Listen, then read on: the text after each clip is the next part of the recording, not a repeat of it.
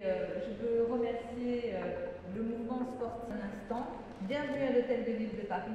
Je soumettrai le projet de candidature au vote d'abord des conseils d'arrondissement fin mars, puis du Conseil de Paris en avril, pour que nous puissions nous engager résolument et en continuant à travailler sur cette méthode qui, je crois, est la méthode gagnante. Donc, la question n'est pas la réticence, c'est que pour qu'une candidature puisse l'emporter, d'autant qu'on a essuyé quand même par le passé 3 échecs pour les Jeux de 92, de 2008 et de 2012, il faut tirer les enseignements de cela. Par exemple, un des éléments que j'ai retenu de ces candidatures, c'est que la gouvernance doit être revue de façon à ce que le mouvement sportif soit devant.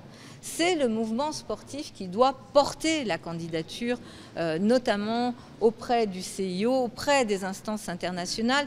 Nous avons voulu une ambition responsable. Elle est portée sur un budget qui sera sur 2 ans, à hauteur de 60 millions, ça veut dire 30 millions par an, avec, si possible, nous allons tenter l'expérience, c'est une nouveauté, ce qu'a porté Denis Massiglia, de faire en sorte que les 2 tiers, 1 tiers qui était le financement jusqu'à présent, c'est-à-dire 2 tiers de fonds publics, 1 tiers de fonds privés, on puisse l'inverser.